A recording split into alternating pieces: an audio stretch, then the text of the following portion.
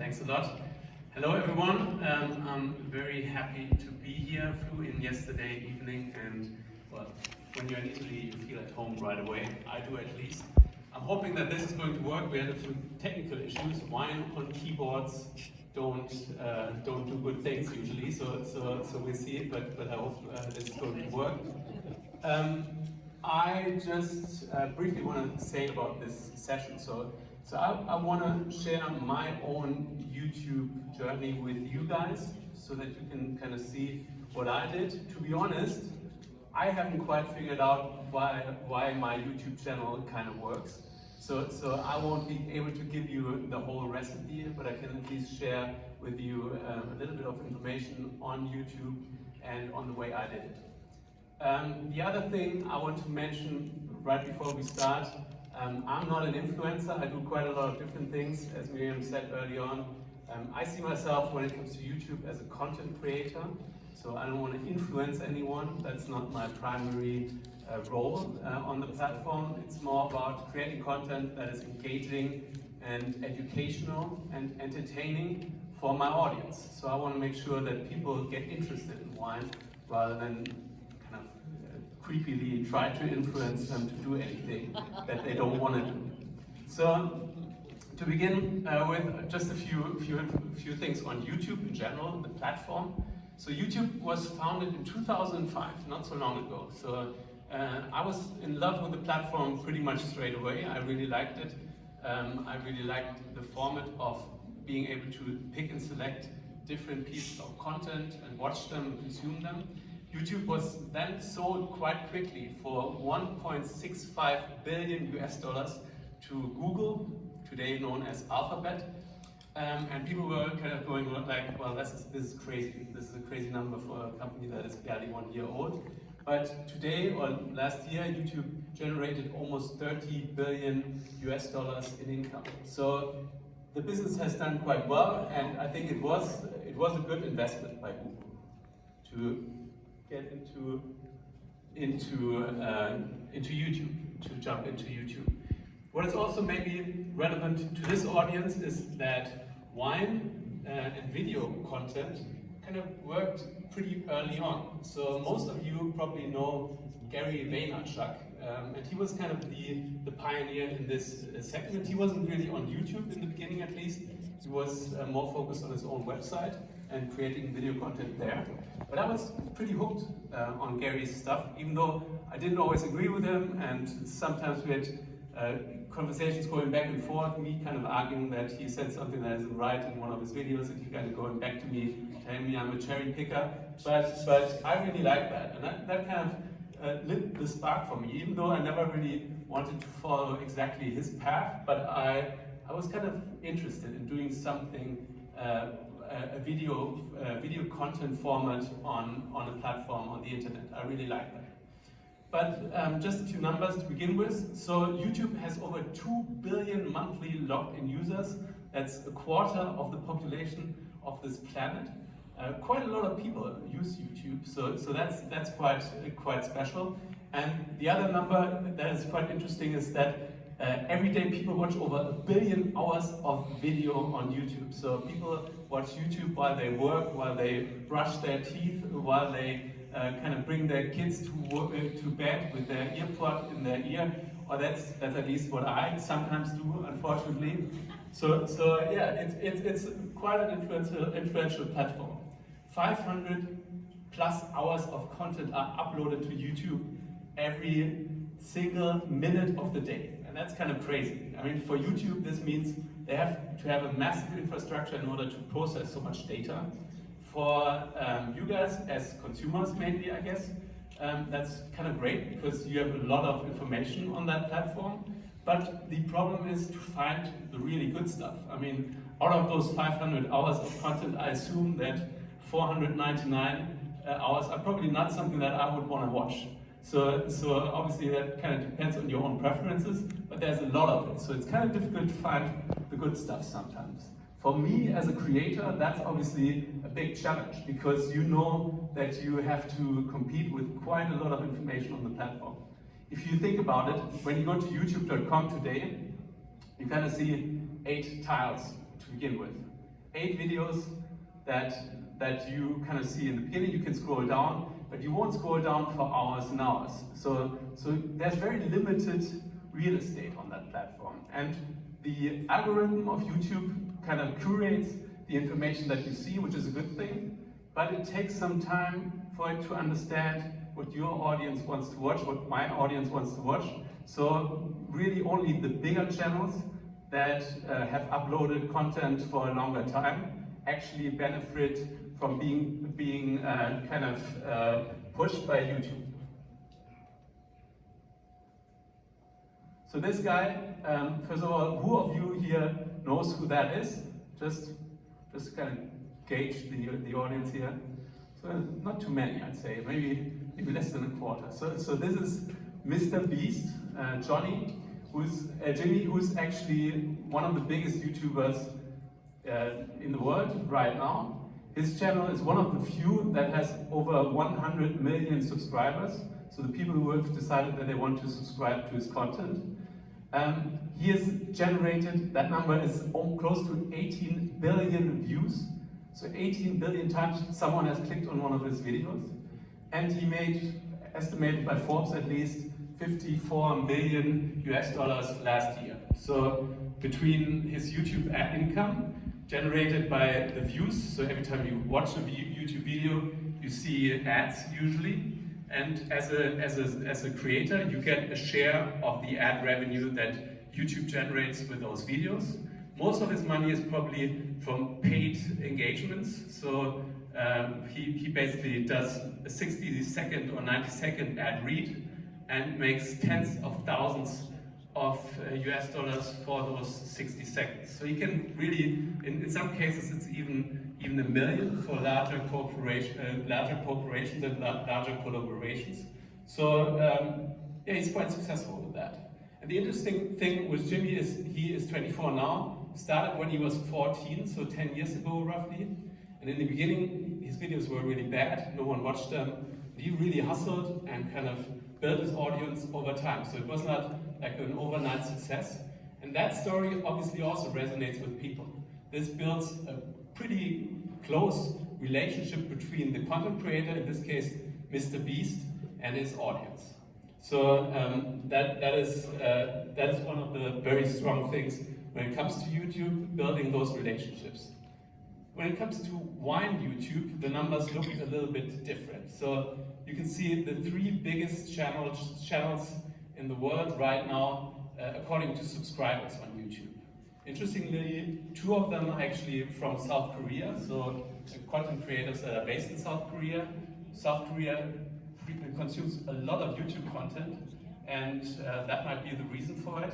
So I'm actually in the 3rd spot right now, so if you guys have a second, get out your phone, subscribe to my channel in order to kind of finally get rid of Young Wine TV and move past it. So that would be greatly appreciated. So as you can see, numbers are quite a bit smaller when it comes to wine YouTube. And the question arises, if wine content has been like available for a long time, Gary Vaynerchuk and so on and so forth, and if this content exists for a long time, why aren't more channels breaking through? Why is there not more more to garner for a wine YouTube channel? And the question might be, is the niche of wine too small? And I actually disagree with that. I think it's going to happen in the future. I think as people who are using YouTube are getting older, there will also be bigger interest in YouTube on the platform. I think Wine Spectator at least claims that their content is read by more than 3 million people worldwide. So if there are 3 million people who are actually even prepared to pay for wine content, I'm pretty sure that there are 1 million people who will be prepared to subscribe to a free YouTube channel. So I think it's going to happen. The other thing is also, there's for example this coffee YouTuber called James Hoffman. He was a barista and then started his own YouTube channel. He now has 1.5 million subscribers, and he makes videos that kind of where he compares different coffee machines to each other for 30 minutes, going into really deep detail. And I think if that's possible for coffee, then that should be possible for wine at some stage. Whether I'm going to be the one who will break the 1 million subscriber mark or someone else, I can't tell. I know what I'm hoping for, but yeah, we'll see. But I think the niche is certainly big enough for a really big YouTube wine channel, at least one, if not more than one. So why am I interested in YouTube? Why should you maybe consider YouTube? Why should anyone think about creating on YouTube? First of all, like I said, there's a huge audience, but that's only one part of the story. The other part is that this huge audience can also be monetized quite well. When you look at TikTok and Instagram, there's actually no real infrastructure for the content creators to be paid. TikTok pays out a little bit of money, Instagram does that as well, but it's not really regulated and it's more for the really big guys. With YouTube, as soon as you have more than 1,000 subscribers and have generated, I think, more than 40,000 minutes of watch time, you can switch on monetization and you get your share of the ad revenue that a channel generates. So YouTube keeps the bulk, but you get close to 50%, a little less than that, but so a fair share, I would say. That is important because if you want to create something on the internet on a regular basis, you need to make some money from it. Otherwise, you won't sustain it. It will get too difficult to balance it with your normal job or with your other things that you have to do. So monetization is key for the success of YouTube. The other thing is storytelling. Miriam mentioned that earlier on. You actually don't really get to tell a story on Instagram and TikTok. There will be Instagrammers and TikTok here. I use Instagram quite a bit myself. That will argue with that point, but I just don't think that you can build a story arc in a 60-second reel or on a photo post. On YouTube, some of my videos are 20 minutes long, so I actually get to interact with my audience, tell them something. I have time to explain something in detail. I can take them out into the vineyard and talk about the vines, and then go back into my studio and finish it off there. So there are much more opportunities there. So there's real storytelling, and this really builds a relationship with your audience. They think they know me better than they would if I would just dance on TikTok, because nobody wants to see that anyways. But you know what I mean. And I actually get to tell them, go into detail with them, talk about things in a little bit more detail than just the bullet points. The other thing is, you build a library on YouTube. You build a channel with content that will be watched in the future. On TikTok and Instagram, everything is for the moment. With Instagram, it's even in the name. TikTok kind of as well. So the clock is ticking. As soon as you post, the clock starts ticking, and at some point, the information will not really be shown anymore. With YouTube, some of my older videos, like videos that are months old or a year old, they are amongst my best performing videos for the last 28 days. So people keep watching the stuff. You build a library that people get to access. YouTube is the second biggest search engine after Google. So you can actually search for things on YouTube and find videos that are a year old or 2 years old. And when it comes to wine, things don't change that much. The way I open a bottle, if you want to show that to your audience, doesn't necessarily change. That will be relevant for the next year. You can still watch the first video on YouTube that is 17 years old today. So it's still available. It might not be that interesting, but it's still available, and with YouTube you can actually benefit from that in the future. So how do you do it? So I would argue the first thing you really have to do is to find your niche. When it comes to me, it's obviously wine, but you can go even more detail. So you don't just have to stick with wine. You can you can produce vlogs where you travel to wine growing regions and talk about the wine growing region and visit winemakers, for example. You could make videos only about glasses and the way the glasses look and the way they bring out certain characteristics in the wine. For me, it's tasting videos. So I do lots of different videos, but the stuff that performs the best is when I taste wines, when I explain wines to my audience. That's obviously kind of, anyways, one of my strengths, to be able to taste well, have a good palate, and that's what my audience wants to see the most. The other thing is find your voice. So you can either say, hello, my name is Konstantin Baum, or you can go, I'm a master of wine, baby. Well, that was super silly, but it's obviously not just about the way you talk. It's also about the way you communicate everything. So you can pace yourself, you can speak very slowly, you can speak very fast, but it's also about the way you present your information. There are YouTubers who use GoPros, so very good, but not great quality cameras that don't bring out everything you want to show maybe in a video. I use pretty high-end stuff, so I've got lots of cameras, really good cameras. I want to have good sound, good lighting. That obviously also limits myself in the way what the things that I can do, because I can't carry that around everywhere and produce the same quality of content. But you need to decide what you want to do and how you want to show it. So that's what I mean with find your voice. Find your audience is another thing. So while you are producing content, you will find an audience. In the beginning, there's no one there. You are standing alone on a stage. The room is empty. You still have to talk. That's kind of what I was scared about when I arrived here, just being here all by myself.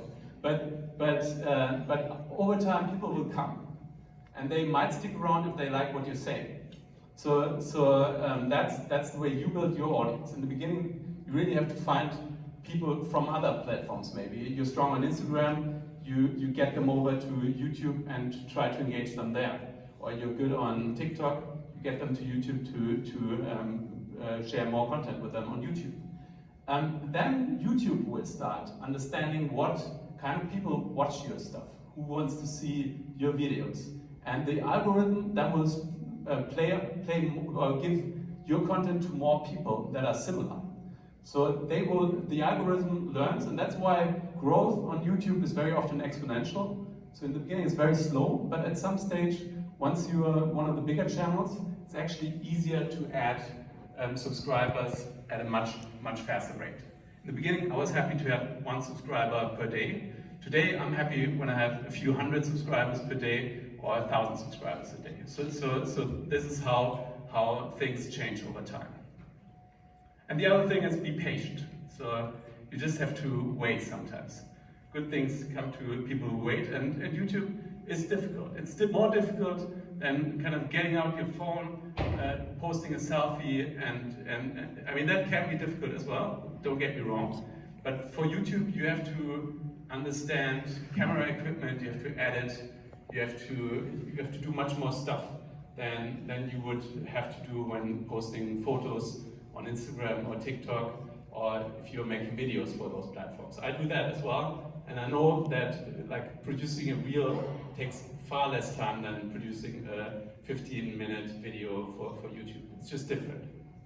So the other option, obviously, and this is kind of the part where I insert the shameless plug, is to find the right creator to work with. I mean, if you want to be a creator yourself, that's kind of different. You can collaborate with other creators, but if you're an organization, a company, and you want to be successful on YouTube, it is quite a good idea to find someone who's already found their voice, found their audience, and work with them in order to promote your brand, your organization, your region, whatever. So that's obviously much more cost efficient in many ways.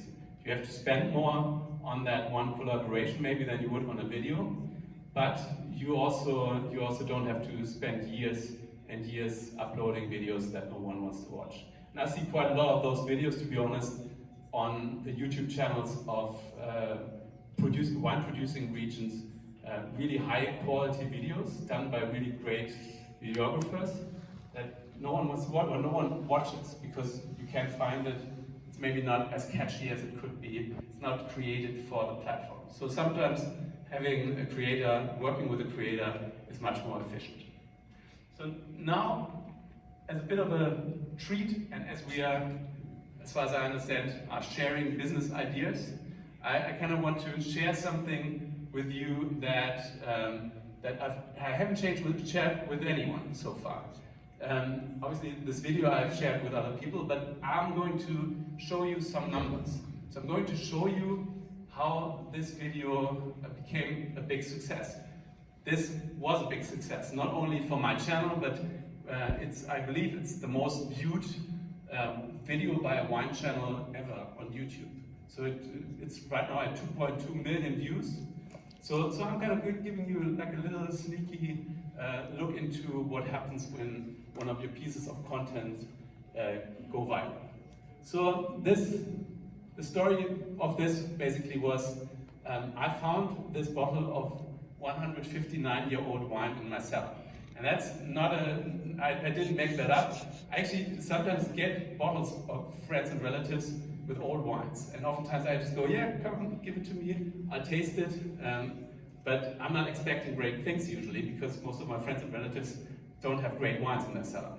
So amongst those bottles, there was this bottle of 1863 Burmester port wine, a Coleta, and I didn't realize it at the time.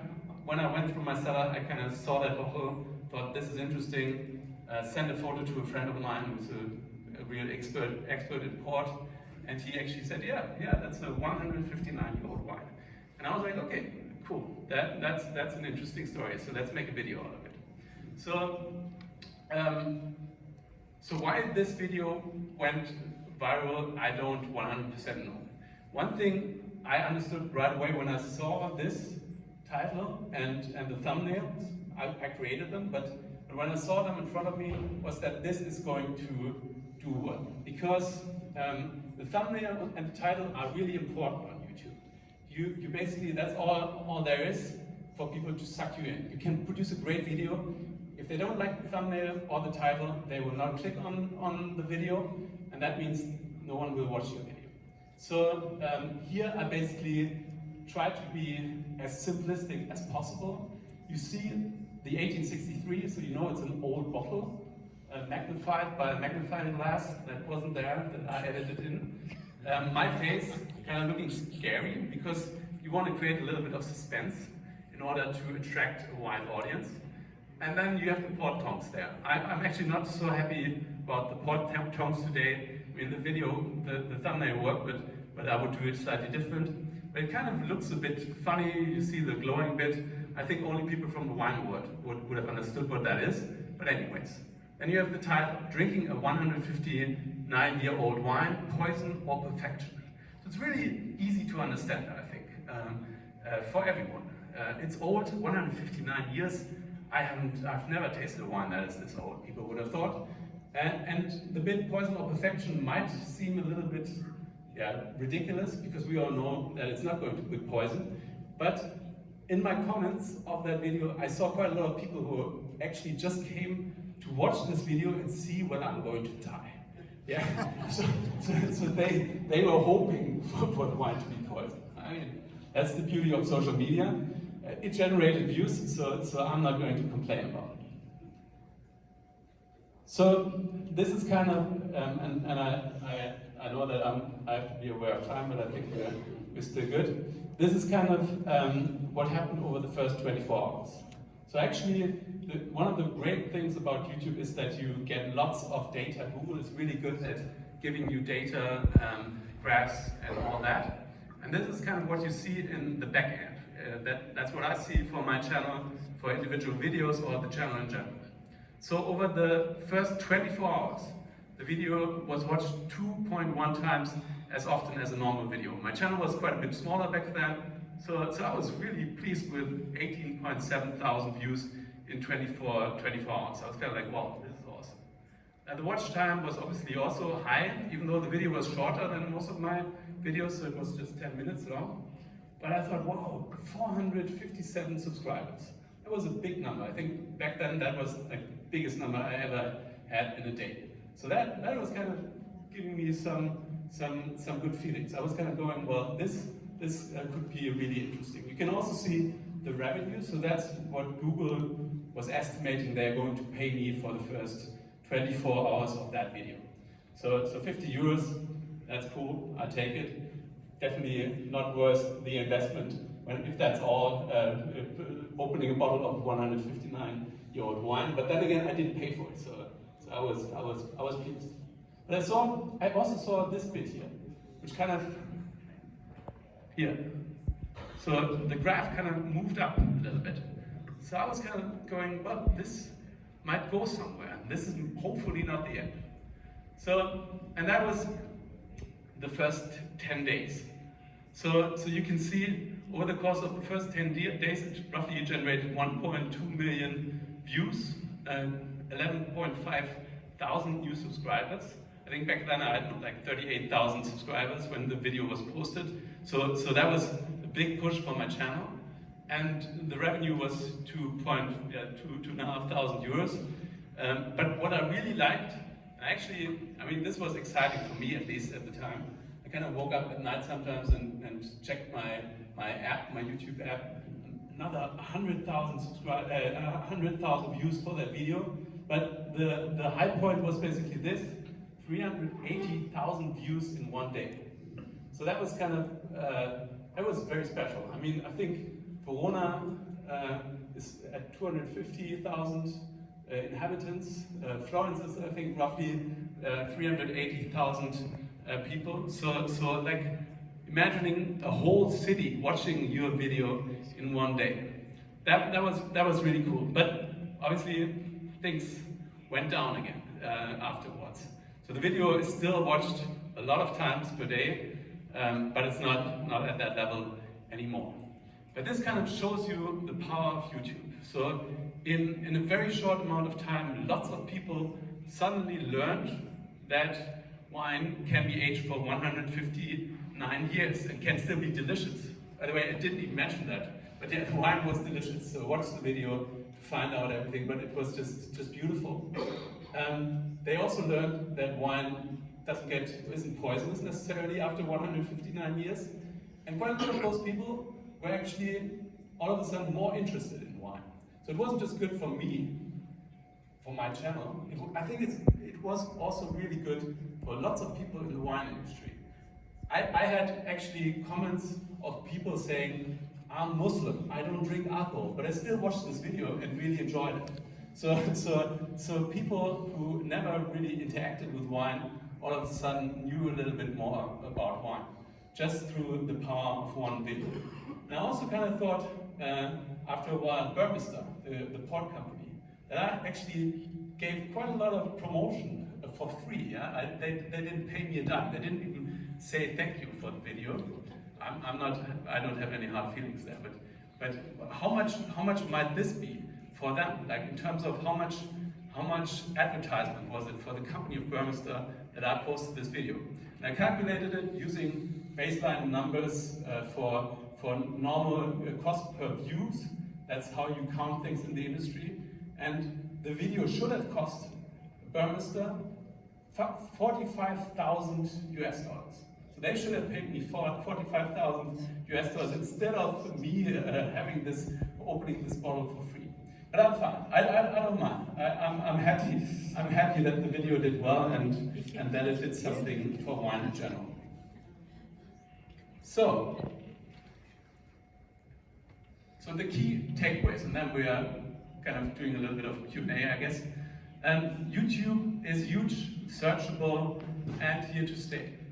It's a big platform. It's not going anywhere. I'm quite bullish that YouTube will do really well for the foreseeable future, continue to grow and produce even better creators that make better videos than I do. It allows for really deep engagement with the audience, and I think that's really the distinguishing factor to other social media platforms. On YouTube, you can really get into the heads of your audience, really tell them a story, really provide value, more than you can on most of the other platforms. It's also the only platform with a clear payment structure. that is quite democratic. I think that's important for creators and for the quality of content on YouTube in the future. And for me at least, it is hard work, but it's worth it. It's something really enjoyable. For me, the best moments are not necessarily when a video goes viral, even though I like that too. But the best moments were moments like when I went to this little winery in the Pfalz to talk to the winemaker. And all of a sudden, I've had the feeling that something changed in the room. There was someone behind me, a younger guy, maybe 25. He was like, "I can't believe you're here. I've been watching your videos for such a long time. I was studying chemical engineering and I was miserable, I hated it. And your videos convinced me to change careers and get into wine. And now I'm working here and soon I'll be creating my own wine label." That's kind of really powerful. And I think that really shows how powerful this platform can be for content creators and for their audiences. So thank you, and I'm happy to answer some questions. We have some questions. I have one. Okay. Then Felix, take your mic. As a wine producers,